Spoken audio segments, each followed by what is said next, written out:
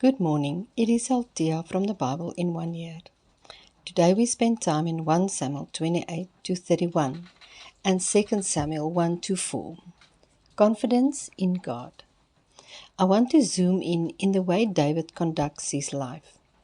In chapter 27 we read about how David deceives the king of the Philistines. He and his men raid the country, but lie to the king, saying they fought against their own people, the Israelites. David made such a big impression on the king that he asked David and his men to fight with his army against Israel.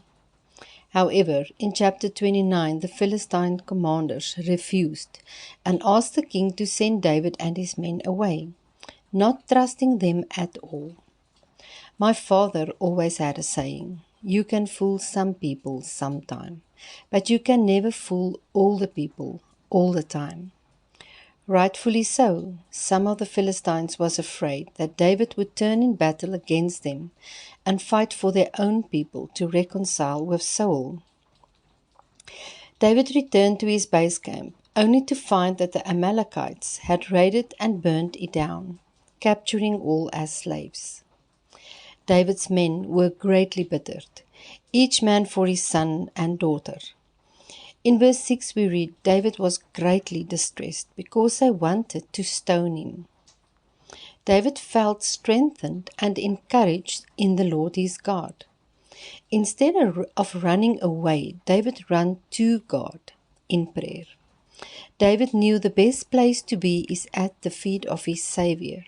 So in verse 8 he inquired the Lord, "Shall I pursue this band of raiders? Will I overtake them?" And the Lord answered, "Yes." Now this is very interesting to me. Saul asks, and God did not answer him, because Saul abandoned the Lord. David lied, and still God answered and helped him. The difference lies in the position of your heart. In your heart turned away or towards God. David pursued them. They recovered everything, and not one soul was lost. They came back with more than the Amalekites took from them. We too can have strength and encouragement in the Lord whenever we face a hopeless situation. He finds comfort, hope, strength, encouragement, confidence, wisdom, and a plan of action in the Lord. Joyce Meyer said, when everyone was against David and no one believed in him, he believed about himself what God believed about him. He believed in God's ability in him. Confidence in God encourages faith. The two go hand in hand. Self-doubt grows into double-mindedness. This also go hand in hand. In James 1 verse 8, we read that a double-minded man is unstable and restless in all his ways, in everything he thinks, feels, or decides. This could not possibly have any success or victory. David learns from his mistakes. He decided not to be defeated by them. David speaks the truth from God into his situation. He won the battle over self-doubt and being double-minded. He was not ashamed to give the glory for the victory to God. David displays wisdom in the way he handles the men when they fight over the spoil. He teaches them that the soldier and the support team are equal. Maybe you work behind the scenes for God. Know that your work has the same value as those that run in front. The soldiers looked at the spoil as their reward for victory.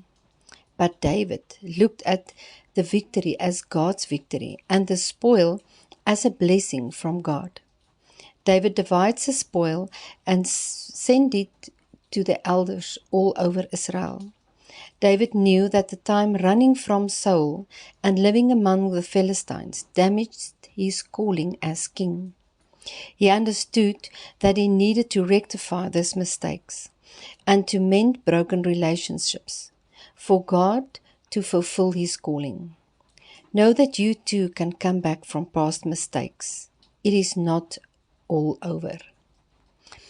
Ephesians 4 verse 7 read, "Get grace, God's undeserved favor, was given to each one of us, not indiscriminately, but in different ways, in proportion to the measure of Christ's rich and abundant gift." Therefore it says, when he ascended on high, he led captivity captive, and he bestowed gifts on men.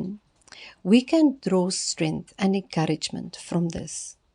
We already received what we need from our God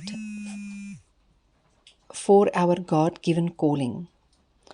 All we need is to do is to believe what God enables us, to trust God's ability in us. 2 Samuel 3 verse 1. There is a long war between the house of Saul and the house of David.